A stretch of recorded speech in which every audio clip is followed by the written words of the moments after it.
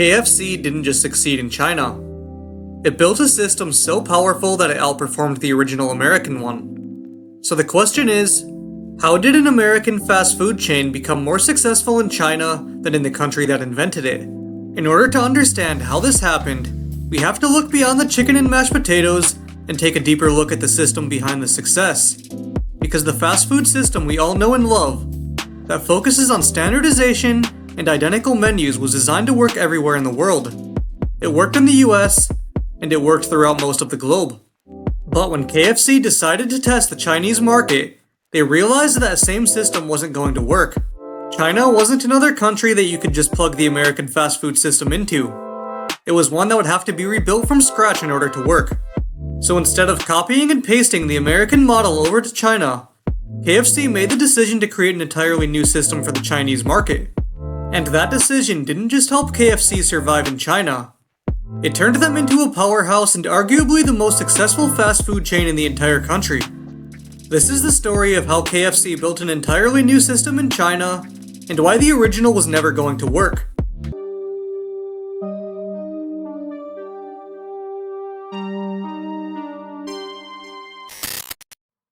When KFC first entered the Chinese market in 1987, they attempted to use the exact same system they used everywhere else. All of the stores had the exact same layout, the same menu, and the same leadership structure. This system was designed for speed, efficiency, and standardization, and had worked exactly as designed throughout most of the world. So it was a no-brainer for KFC to use the exact same system in China.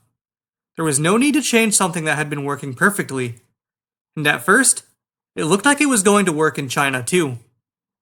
When KFC opened their first Chinese location in Beijing, it was instantly a massive success. Customers came out in droves to get their first ever taste of American fried chicken. But once the initial excitement started to fade, KFC began to see the flaws appearing in their system. One of the first things they noticed was that customers didn't treat KFC like fast food.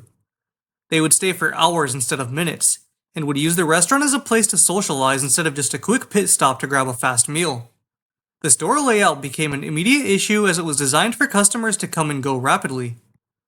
The standardized menu also became an issue quickly, as Chinese customers wanted far more variety, and for the menu to include traditional Chinese favorites, as Chinese cuisine often includes things like rice, noodles, and duck rather than fried chicken.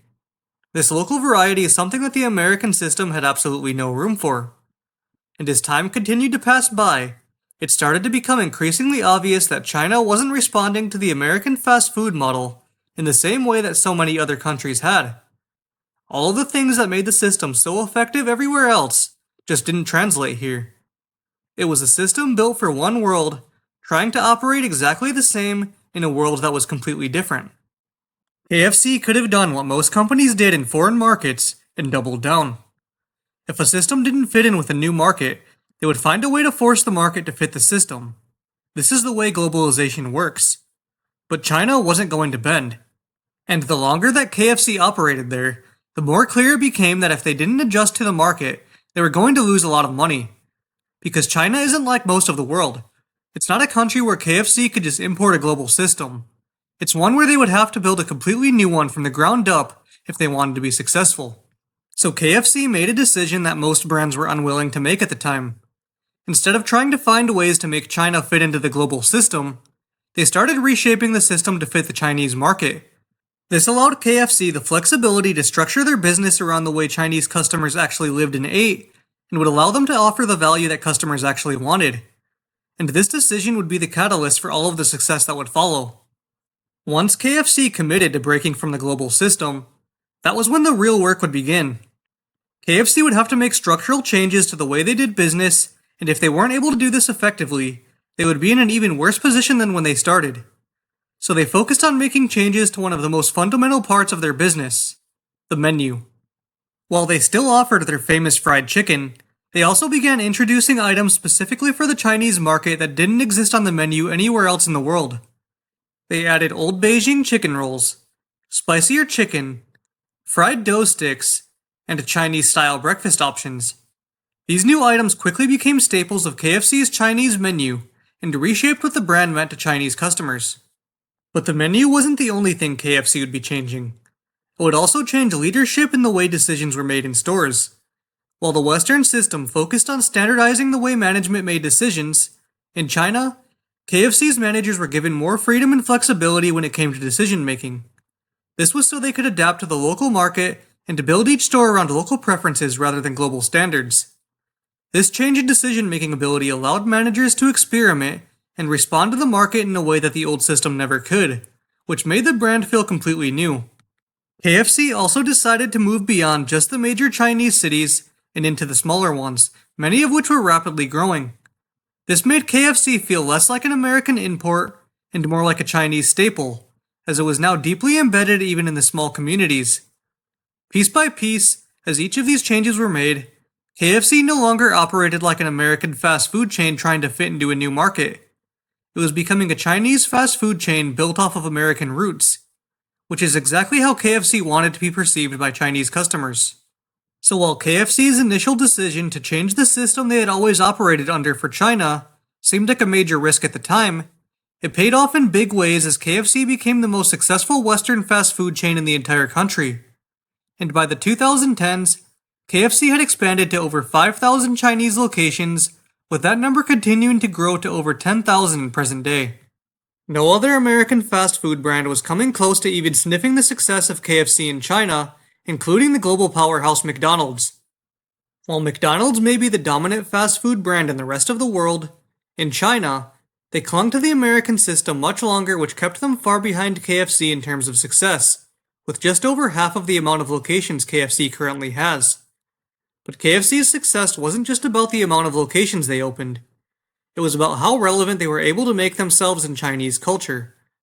In under 40 years, they were able to go from a foreign brand trying to introduce American fried chicken to a market that really didn't care about it, to a fixture of everyday life for millions in China. Reaching all the way from major cities to small communities and growing urban centers, KFC was no longer looked at as a foreign gimmick and was truly embedded into the Chinese landscape. And for KFC, China was no longer just a foreign market they were attempting to expand into.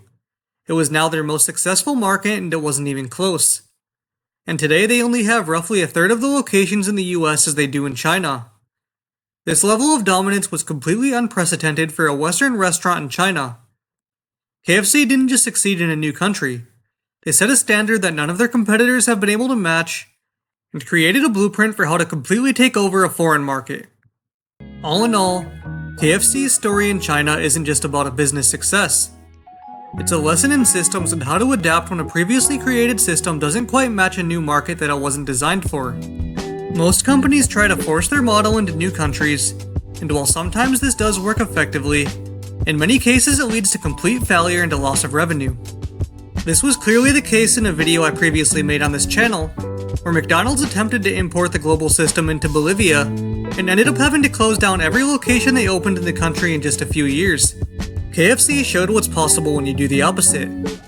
China wasn't going to bend to the global fast food model, so KFC decided to reshape the model instead. And that decision turned KFC into a Chinese powerhouse and gave them their most lucrative market in the world. And while this video tells the story of massive fast food brands in global markets, there is something to take away from this story that can be applied to everyday decisions and thinking. The entire world operates off of systems. And this story is a reminder of how much these systems can shape outcomes in the world around us. Every decision that gets made sits inside of a system, and when you start thinking about the world in terms of systems, things start to feel less random and make a lot more sense. KFC didn't just succeed because they had good food. It was because they recognized the system, they realized what wasn't going to work in China, and they made the decision to change it to one that would fit better with the country they were expanding into. And that decision turned a risky expansion into their most successful market on the planet. This was the Visionary Analyst. If you enjoyed this video, please help the channel grow by subscribing, dropping a like on the video, and following me on any of my social media accounts linked in the description below.